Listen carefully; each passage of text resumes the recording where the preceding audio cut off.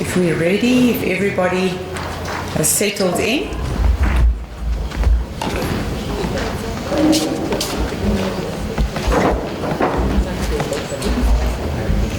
Martin, will you join me?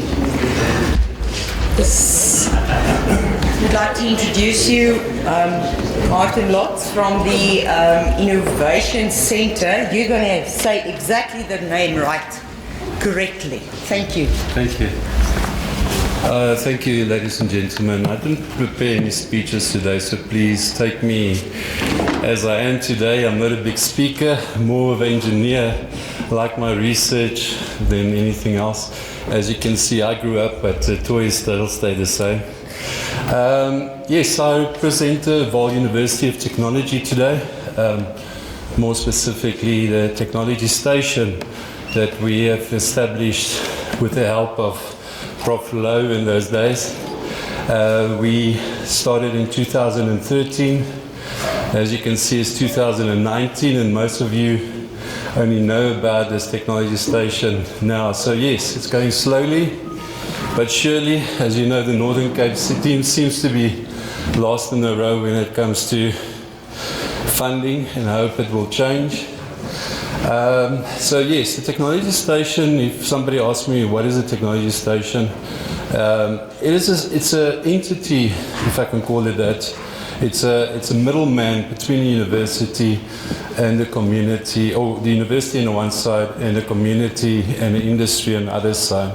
And we try to learn from each other. And I think that's something that I took away from today's talks, is that collaboration between the universities and the community, and let's talk to each other in a sense. So, Technology Station, we are busy handing out some brochures. I think that will maybe explain also our dual focuses. We're getting funding from the Technology Innovation Agency, which is part of the Department of Science, and which used to be Science and Technology, and now it's Science and Innovation. So part of their core mandate is to enable students or the community to design a part. That's just one aspect, to design a part, to commercialize a part and become competitive in the market. There's other technical training aspects that we are also looking into. From this technology station, our main core focus, and yes, we're still working towards becoming specialists, is in 4 sectors, and that's the mining, agriculture, renewable energy, and tourism. And I think that speaks for the Northern Cape. We are a collective of technology stations, or a group of technology stations across the country at every University of Technologies. For instance, we've got a technology station at Tshwane University, and their speciality is in electronics. We've got a technology station in, and if I say we, now I'm talking from a TR point of view, not the university. Then at East London, their focus is in the motor industry. So it speaks on where we are, the location, what is the dire needs of it, and what we saw here is that skills development is definitely a big need. We've got computer training, entry-level computer training. We've got, and Felix will also have the opportunity to talk to you what we're going to do in the future, which speaks directly to the 4th Industrial Revolution. And I hope, and today it actually told me that we are on the right path. We try to be more hands-on, work with the community, and see how we can make a difference. Yeah, just one thing, and I made a promise that there will be scholars here today to showcase their projects, scholars that was part of the ESCOM Expo. Unfortunately, they're still in Joburg attending the International or National Science Fair. So unfortunately they couldn't make it. So that is really a shame to see what we've come up with, how we've assisted these scholars. So hopefully we'll have a follow-up on this seminar and show you a little bit more. Okay, so I think everybody knows what Fourth Industrial Revolution is. I've downloaded this video. I hope it's still relevant to today's talks. I think it maybe summarize it, and then after the video, I'm going to ask Felix just to give you also his take on the Fourth Industrial Revolution and the way forward. If you can start the video, I really appreciate it.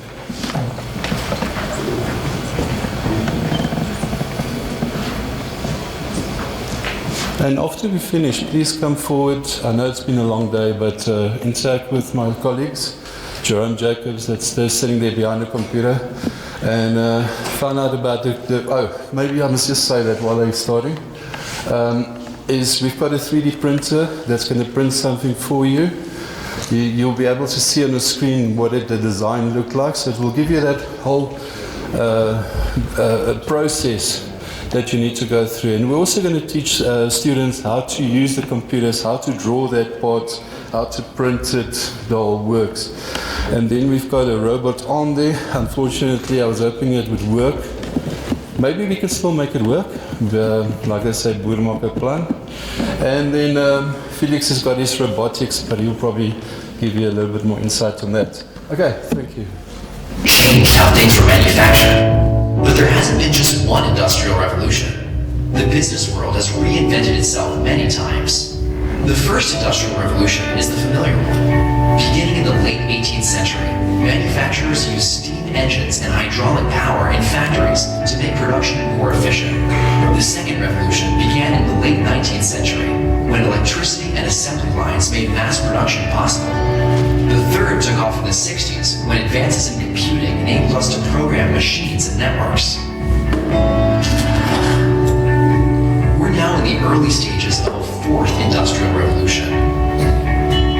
Industry 4.0 is about connecting the digital and physical worlds, using data to drive new operations and insights. Exponential advances in quantum computing, artificial intelligence, robotics, additive manufacturing, the Internet of Things, and other technologies have led to rapid and profound change across business, government, and society, ushering in a bold new world filled with competitive risks and opportunities. In response, organizations are transforming the ways in which they serve their customers, their people, and their broader network of stakeholders. Industry 4.0 is changing the rules of competition, requiring new forms of collaboration, and shaking up the structures of entire industries. Many will struggle to keep up.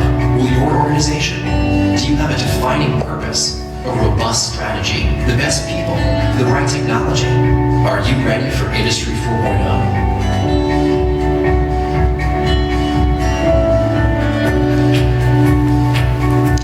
Thank you. Good afternoon, ladies and gentlemen. I'll keep my presentation nice, short and sweet. It's been a long day. My name is Felix Spies. I founded the Split Second Science Education Foundation, a non-profit that's busy operating in the Northern Cape to uplift the I-STEM education of the Northern Cape. I-STEM standing for Innovation in Science, Technology, Engineering and Maths. I can't remember which speaker it was, but someone said the fourth industrial revolution is going to start with someone, and we're past that. We're at our expiry date. It's going to start with our children, and they need to be taught how to manage the fourth industrial revolution and how to be a part of it and manage it and not be managed. So what we aim to do is, using a variety of different programs and platforms, we aim to provide children the platform for them to find their niche, is the correct word for that. So if you want to do robotics, then there's the platform. If you want to do maths, there's the platform. But I don't know about when you were in school and the subjects that you took, but one of the things I asked myself continuously during maths is, how is this going to help me in the real world? High school didn't feel like the real world. And then every time I look back, I see it helped me here. It wasn't a direct line, but I was able to connect the dots. So what we aim to do is bring that technology and that way of thinking of real-world application into the classroom. We work with primary school and high school learners across the board in all types of communities. We just finished yesterday at Kalksloot Primary School. It's on the way to Camus. We did what's called a Techno Youth program with them. So that's what we do in a nutshell. And what we've got here is just a brief snapshot of how we try to engage our learners. So when we introduce this to learners, we often, that they struggle to see the connection of those two robots in the real world. And so it's a step-by-step process where we show them how to go about it. So the platform that we use is called the EV3 Lego Mindstorm technology. It's the newest Lego technology. It is a very competent Lego construction kit. So there are different types of robotics. This is a construction kit robotic, meaning you can build anything really from it that your imagination can think of. You get other types of robots and robotics. You get educational toys. You get language teaching robots, especially in Asia. They use robots to teach language. So robotics is a very loose term, just like that video said robotics, but what are we using it for? So we decided to just show you this, and one of the ways that we use it is this mic mobile? Because I'm mobile. There we go, lovely. One of the ways that we use it is we've got these plastic toy animals.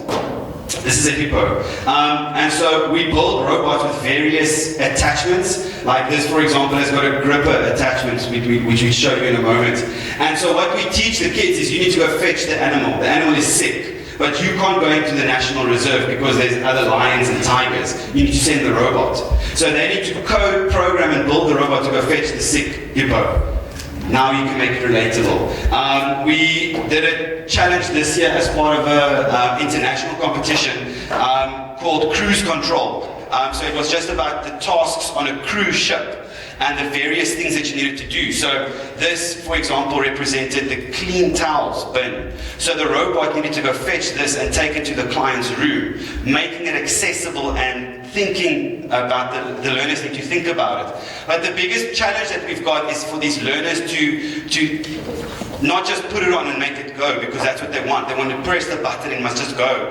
Is to think, I must make it go. So we've got measuring tapes that measure distances, that's what we measure, but then you need to convert the measurement into rotations, because this wheel, the robot doesn't read centimeters, it reads wheel rotations. One wheel rotation is 17.1 centimeters. So if the robot needs to travel 50 centimeters, there's some math involved now to convert into rotations. So this is the step-by-step progression we take the learners through to get to the point to go save the rhino or the hippo or whatever we need to do. So that is what we do in a nutshell. And we've recently, or we're busy developing a program with the technology station called the New Tech Clubs.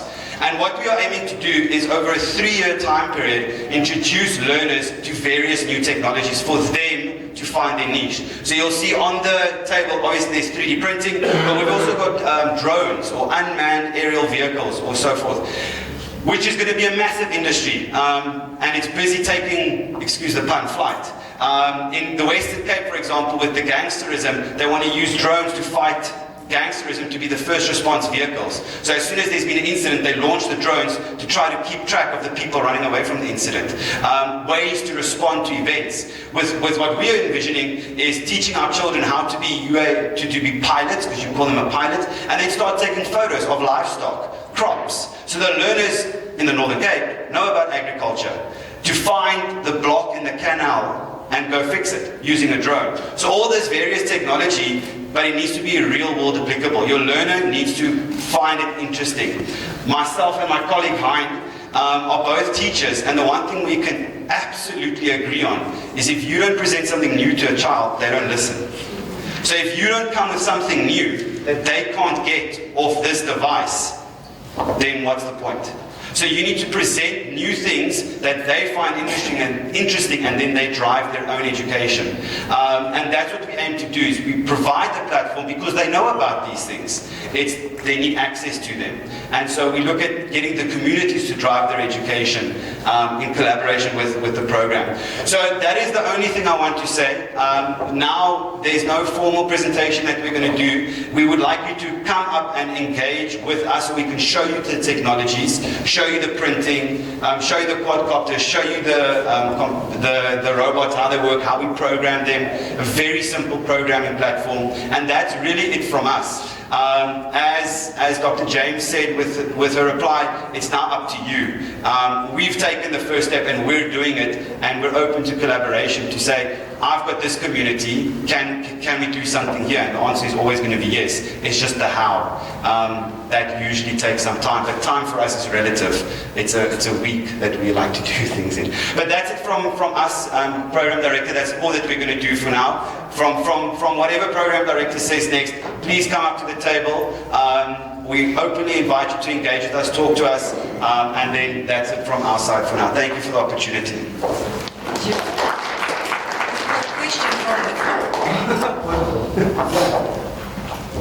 Very quickly, I just want to find out, Northern Cape is one of the mining industry, and at the moment they are concentrating on open cast mining, but very soon they will be able to go underground. And I understand that once we have done open cast, it's dangerous to put human beings to go and do underground mining.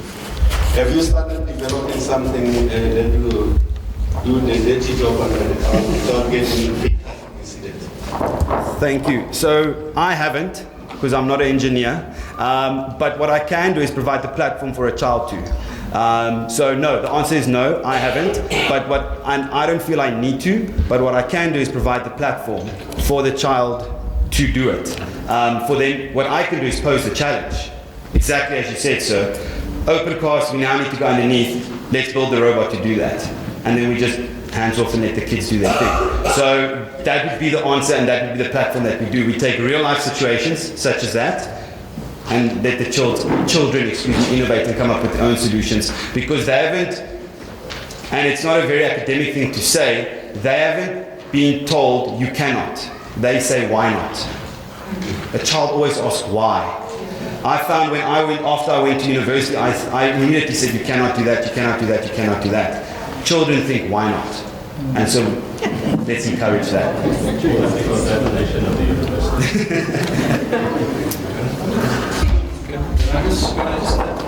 Can I just add that? As I mentioned, the technology station has got 4 legs, and one of them was the mining sector. Now, I must be honest, we're still far from say that we've engaged with the mines, and that is one of our top priorities right now, because just the other day I heard that a mine was standing still because a part is broken.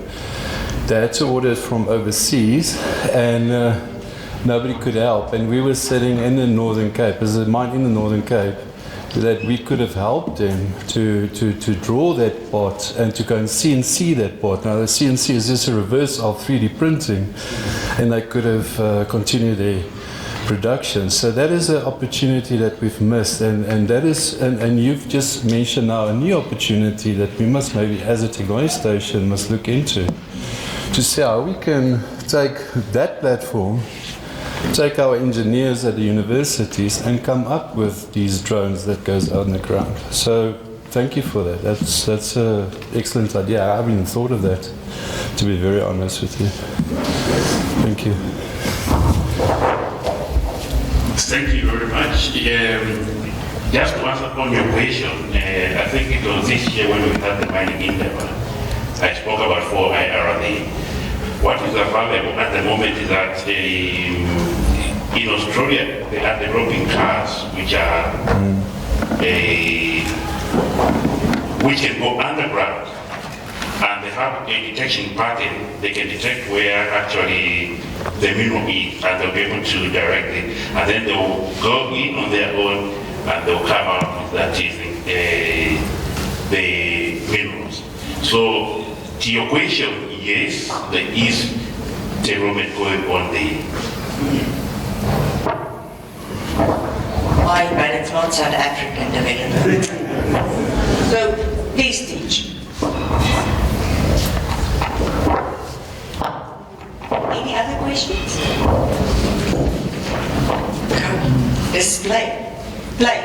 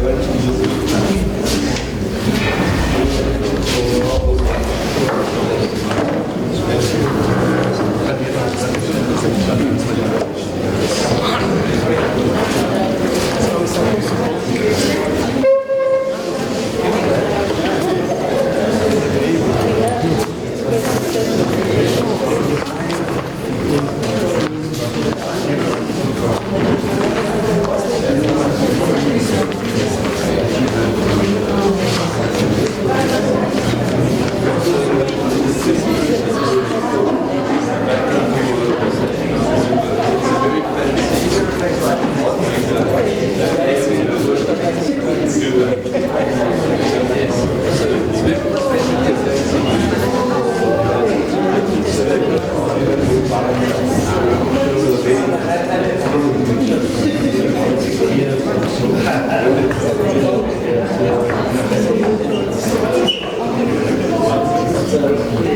is what it's like. What you think, babe? This is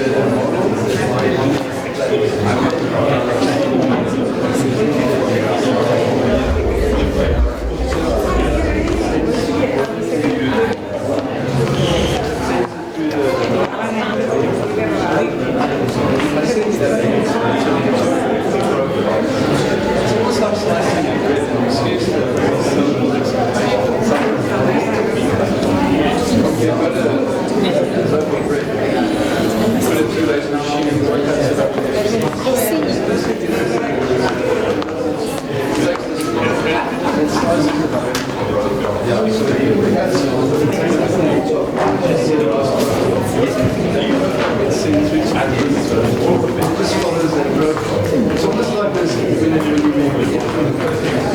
when you saw that dots and it said 1, 2, followed the dot program and you want to and then click on out or whatever the case is.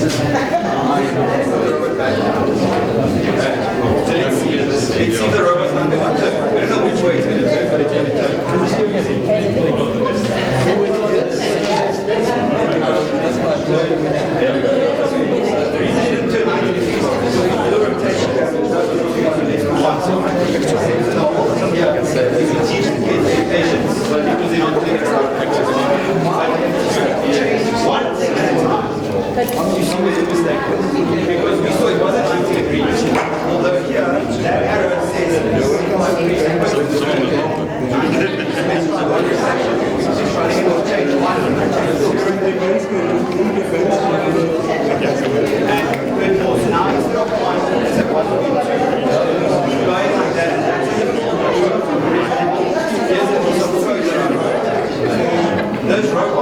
going to say hello.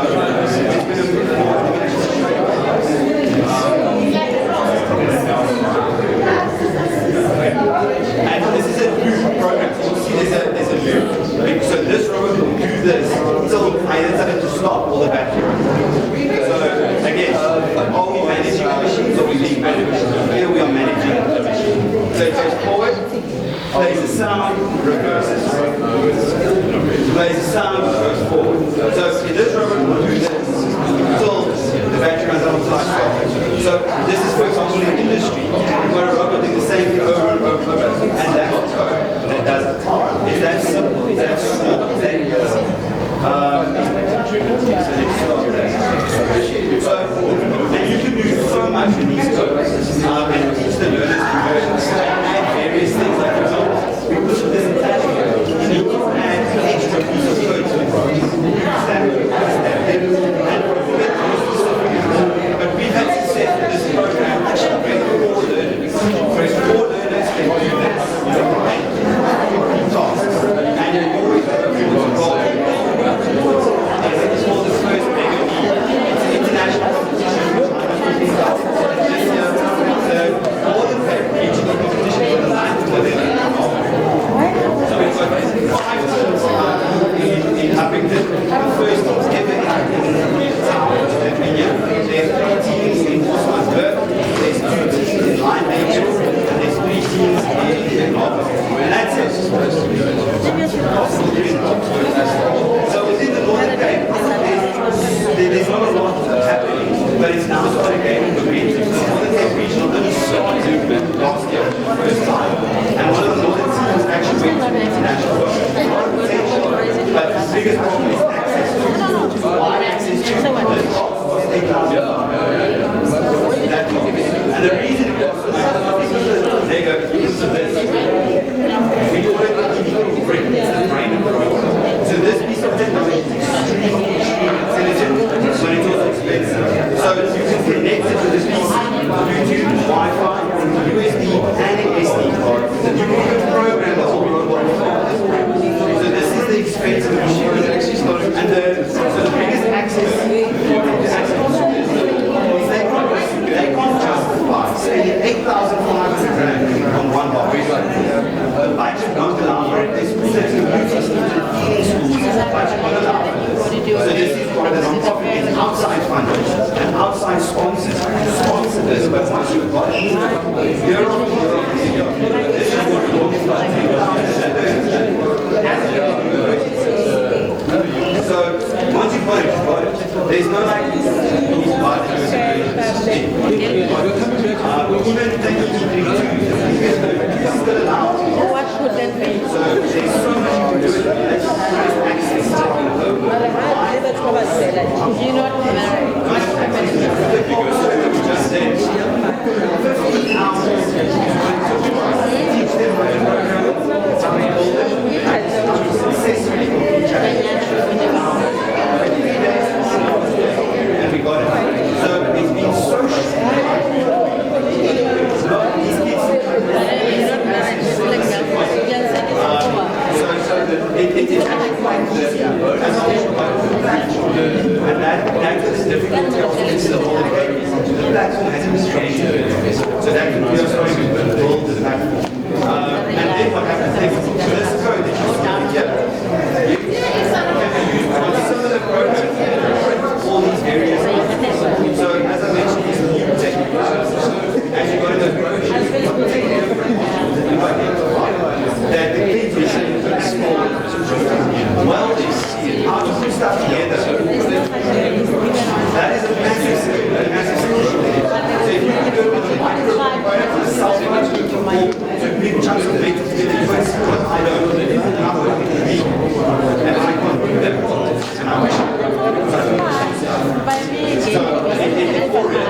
He's not doing it. He doesn't relate. And he says yes, it's okay, but listen.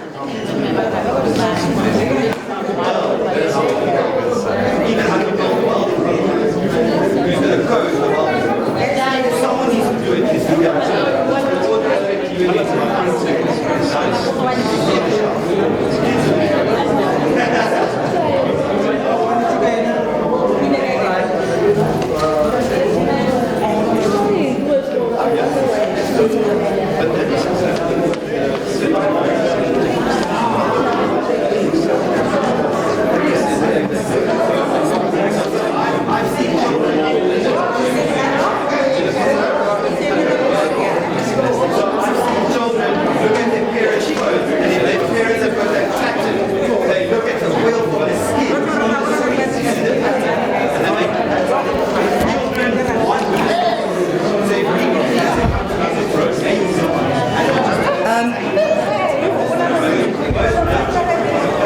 My apologies.